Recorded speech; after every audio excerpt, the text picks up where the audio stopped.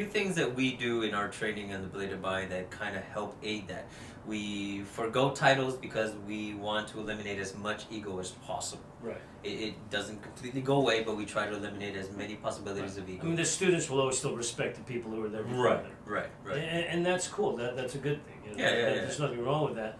But what we're trying to say by not putting the title in there of guru or senior instructor or whatever, it just keeps everything more of a sharing, as Dennis would say, Right. rather than a teaching, atmosphere.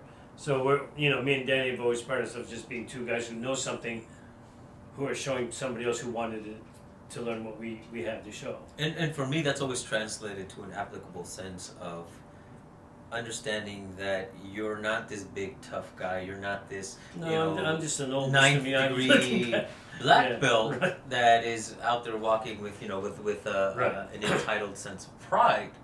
And I'm not saying everyone who is a black belt walks around that way, but I can see how it could affect, because well, and it had, the black belt like that has Yeah. that connotation when you look at the person. right. All these things that run through your head. Oh, this guy is blah blah blah automatically just because The prejudged sense. yeah. When you see the guys, you never hear somebody says, "Oh, when I was a blue belt." Right. They say, "Oh, I'm a black belt." They never say I was a black belt. They say, "Oh, I am a black belt." Right. But everybody before that is like, "Oh, when I was a blue belt, I used to be a blue belt." The only time I hear that is like, oh yeah, I made it all the way to blue belt, but then for some reason I couldn't continue and I never went for my black belt. Right. Like I hear that story, Right. but I don't hear the in between. No. And you won't, because again, when you walk across and the guy's there and he has a black belt on, you think of him differently. Oh, of course. Right There's off a the preconceived notion. Yeah. But how does that, in the individual, how does that affect the way that you judge a situation, like walking up on somebody? Yeah, like I said in that video, I've been doing security for a long time. Yeah. Since I got out of high school. And, in the beginning, you were just this kid who just wanted to jump into everything just because, right? That was you. That's kind of but as you got along and as you started, you wanted to do less of that. It wasn't always you didn't always have to rush into something and just grab people and Hey, what are you doing? What are you doing? I mean, although that was part of the job, we whenever we got to, like, somebody was having fights or whatever. When hotel bars. Something was going on, we had to pull people apart, Right. and that was the extent of our job. And as security, you always hear it's observe and report, but that's not really always what happens. When you It's work not the realistic. Yeah, when you work in-house security, you're yanking people off of each other that are fighting. And avoiding people who now want to retaliate Yeah, against you and for breaking you apart. I had this one night. I was working at the Transamerican building, Okay.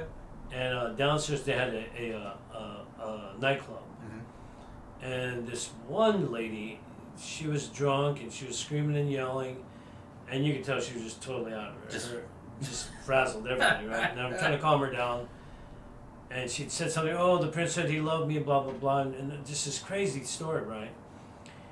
And we had to try to get her out of the bar. And now she's just flailing about, just fuck you, the whole bit. But you knew you couldn't just smack the shit out of her and put her on the ground. Despite wanting to. But again, you had to maintain a certain, Right. look about you that, okay, she's drunk, so she probably doesn't know what she's doing. She's distressed because of whatever, some guy just dumped her or lied to her about being a prince or whatever the story was. Oof. But you really had to be careful, Right. And you couldn't just grab, because now people are there in the bar are all looking at you, or in this club. So you really had to mind your P's and Q's, and that's what you're saying. How do you assess those situations? How do you incorporate that into your training too?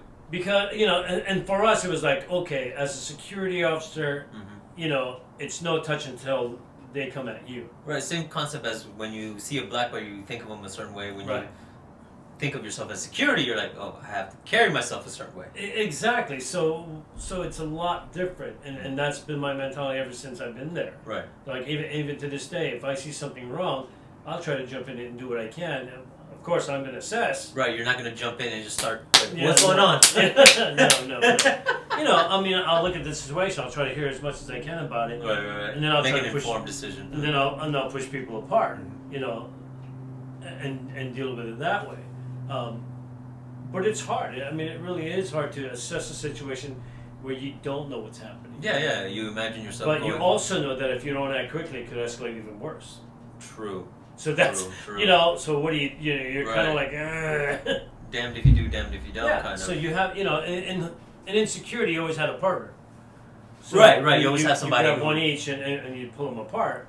But in a situation where you're just driving up on just something, you and a person. Yeah. Well, now what do you do? So it's you got to deal with it as it comes and make the best decision. Like you said, make an educated guess and hope it's right. Because you got to stick with what okay. Oh, good. Let's do it. So enough of that nonsense. But no, I it's a get good it. question. But because it along the train of thought that I was having coming here, I was thinking about the sense of, okay, now you're in this situation. You're now in a place where you can't walk away from the conflict. Now you can't go away. And we've talked about in training, we talked about Bruce Lee, and when we were having the conversation with Professor Bob Gomez, we made the point that he wasn't the only one. He was the biggest name that was doing the moving away, Right. doing what works, but he wasn't the only one doing it. We Right. have Malia coming in, who she herself created her own system. Right. Based on this And so did her husband. And so did her husband, and At the time, Al. her husband at the time. At the Right. time. So Bruce Lee wasn't the only one. He was just like the biggest name that we knew. But when we talk about the sense of actual conflict, when we talk about actual application, what's the one name that comes up a lot? Mike Tyson. Yeah. Now, and again, why all this realistic mentality and the way we train and why that came up is because when does aggression play a pivotal role Right. in your survival training? For me, those aggression things like that, it's the individual. And I say that because I would never get aggressive with anybody until I felt threatened. Whereas Mike Tyson, you look at him funny, Right. he'll get aggressive right away. Right. But then that wasn't the point of when and where. It's just like, Yeah, but how do you... And I like that answer. Because knowing you, and because we fought each other for 6.5 years, usually I lose. But but you're not threatened by anything that I do. no. So there is no... So you're saying, in essence, you've never gotten aggressive with me? With you? Yeah. No need. Well, I mean, and I'm being honest, right? That just hurts the ego so bad. That's just Well, I have to be honest, right? I mean, you're asking me a question. Well, because I'm trying to understand. Well, here's the thing. In a class atmosphere, right, no matter how, as the instructor, and you're trying to show a student something, and this gets asked to me all the time, goes, the student hit you. Why do you let him hit you? I said, because that's how they're going to grow. We get them to work whatever we're teaching them to work. Here, Right. try this, blah, blah, blah. And if I'm looking at that student and they're doing the technique or this thing that I just showed them how to do, if it looks proper and it's all the things are in place and it looks like, okay, this is a good technique or they're doing it properly, Right. I'll let them hit time in place, yeah. Everything is great in it. I'm going to take that shot because what did I do? I did two things. One, I proved to that student that what I showed them works. Okay. Right? Yeah. Because now they got, right? They said, oh, okay, that thing works. The other thing I did was I boosted their confidence so high, they're not going to be afraid to keep trying to do that. Wow, that worked. Ooh. Oh, it didn't work this time. Why? Right. Now they're reassessing and they're growing because of that, right? Mm-hmm. If you don't allow the students to see the stuff works, Right. and then when they get out in the real world, they're going to freak out and probably not want to do it. Remember, we only remember the things that work that we know the best. Right. Right? You only got like 1 or 2% of the stuff that you practice in your lifetime.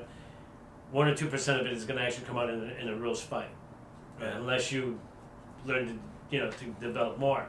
Especially if you're new, Yeah. and you're freaking out. You're just doing this one thing that you know, Right. and That could be enough. but if I get you to work all these things and you're actually making contact and you're seeing it work, then I made a believer of you. Now when something comes up, you're actually going to try to do those things and not freak out, because you know in your head, because a lot of it's in the head, that this works, and I know it works because I've done it and I've worked it so good.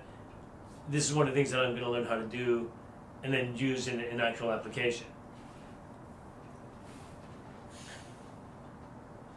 I mean, you have to. No, and I get all of that. I get all of that. Just kind of circling back to the question, like you said, you don't become aggressive until you feel threat.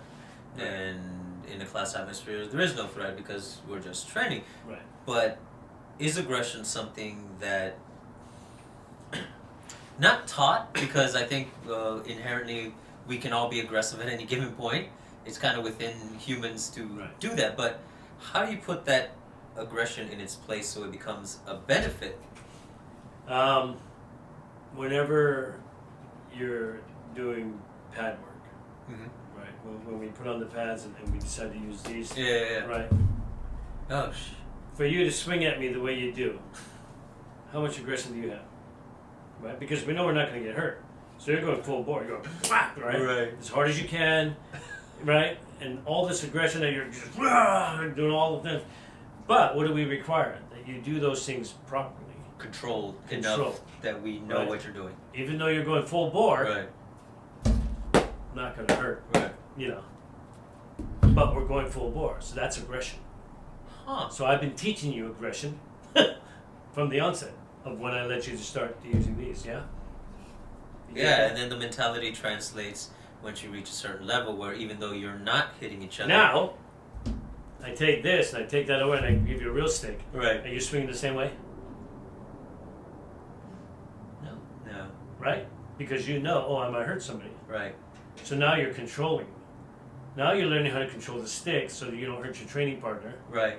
Because mentally you are still going that aggressive. Right. In your head. Right? Because that's the intent. No. All right. Right? $20.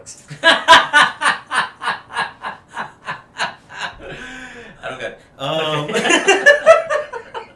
But you get what I'm saying? Well, yeah, because that was my question. It's like, where does that fall into training? How does it, and it didn't dawn on me, and then I wasn't seeing it until you put it out there, and I'm like, okay, fuck, now I get it. Yeah, that's why we have these. Right. That's the pressure testing. Right. And then if we wanted to go further down the road, we get hit with sticks all the time. Yeah, because even going back to like the beginning, and even the conversation we just had with that the fire pit, we talked about the idea that from the get-go we tell our students to hit the face. Right. It doesn't happen because we're both doing the same thing, so our sticks clash. Right. But they clash down here, right, not at the point of impact. The point of impact is always the face. Right. So we've been teaching you that from the very go. Aggression has always been there. Do we mask it? Do we hide the idea behind that? No. We flat out say it, but but this demonstration, right? In this demonstration, you're like, oh shit, you're right. We actually do go at it real hard. Right. Because again, it's because the way I was thinking about the concept of aggression is that you get angry and you lash out, but that's not what we teach. No.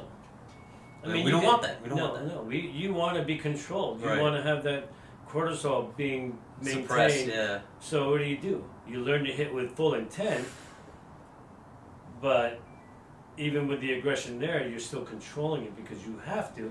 Otherwise, you're going to miss your target by a mile every time. Right. What's the point of hitting hard and fast if you can't hit your target? Yeah. So you still have to have some sense of control throughout, even in a regular street fight, right? Yeah.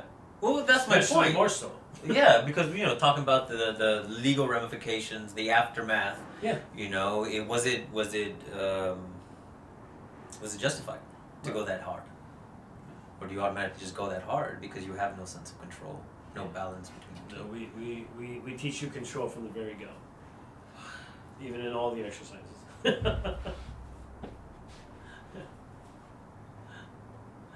That was a good lesson for you today. I mean, you've always known that, but to put it in this context, because again, it changes the whole perspective. Because it was me asking the question; it wasn't you giving me a lesson. No, it just became a lesson. Still $20. Still $20. man. So I had a interesting thing. I was I was thinking about what would be the next thing that I needed to show you. Because I show you something every week. Right. I give you a lesson, and the lessons aren't really set in stone until I walk up to you and say, "Oh, what did you think about from the last time we talked?" And then you would tell me something, and I would give my lesson for that. And I thought about the way that we've been doing that, and it works really good, But now you're at a point where, okay, you're almost my equal, in the sense that you know as much as I do. You're able to keep up with me when we do flow. But there are things that I still catch you doing because you're still thinking yourself as a student. Right. Right? So here's the thing. At what point, even you being an instructor, do you stop being a student? Right? I'd first have to define what do you mean by student? Well, that's just it, though, right? Because we're, and I'm saying this because we should always be students all the time. Right. That's my first response, Right. which is why I have to question. Well, what do you mean by student? Now, the other part of that, though, is when you, as an instructor, and I try to give you a lesson, right? The lessons that I've been giving you now are more about how to be an instructor. And what are you looking at in your students? Right. What are you understanding in front of you? What are you showing them, and why are you showing that particular thing? So the progression of whatever you did the weeks before has to culminate into this new thing you're going to show them on that day or today. And if you're not careful, right, and you go over what you should be showing them, then you have this gap where they didn't learn what to do in between those two things that you just taught. There's no connecting point. Right. So what has to happen then is every time you teach something, a week later, you have to recall what you showed already, and how does it tie into this next thing you're showing. And I'll quote a phrase that I heard from another instructor who wasn't teaching martial arts. He was just a teacher, and he calls it scaffolding, where you take the first lesson here, the next week you add something to it, meaning it goes up a little higher, but you also recall the stuff that you did back then, the week before, and you keep going, you scaffolding, so you're constantly going up, but you always bring back what you learned from the week before. Not more so like a review, but you equate it back to what the new thing is. Or you bridge that gap. You bridge the gap so that there isn't a time, or you didn't learn one thing this week, something totally left field that had nothing to do with last week. Right. So you have all this empty space in there. You say, okay, what was in here? They all have to match or meet up at some point. Say, here's why we're talking about it this week, because last week I brought these things up to you. So now we're going to go on, and the next part of this would be this. But how does that incorporate in that? Oh, here's how it is. Okay, I get it. So now you're constantly bridging the gaps. Right, it becomes an ebb and flow of progression Yeah. versus this linear movement. Right. Because you lose your students that way when you don't have that. Yeah, things fall off in the backside as you're moving forward. Right. Because then you didn't give them enough time to work the ideas out of the week before. And if you do that, then they're missing a lot of stuff. And that's why, if you haven't noticed, every time I give you a lesson, it's something we did 6 years ago. Yeah. It always brings up, it's like, oh, I remember when you mentioned the early part of this 6 years ago in the first lesson. And now, the reason why it becomes relative is why. Right? When I go back to teaching you the old things, what's different? my understanding. So that's how we bridge those gaps, and that's how we scaffold everything. Because of your new understanding. Then it's my scaffolding and not yours. Right. And then when you give that to your student, you understand what needs to be in place because you've already lived through that. Right, and now you're teaching them how to build their own scaffolding instead of just telling them to climb on yours. Yeah. You see? That's how come when I give you something old Yeah. with all your new knowledge and your new understanding, you know. So that's the difference.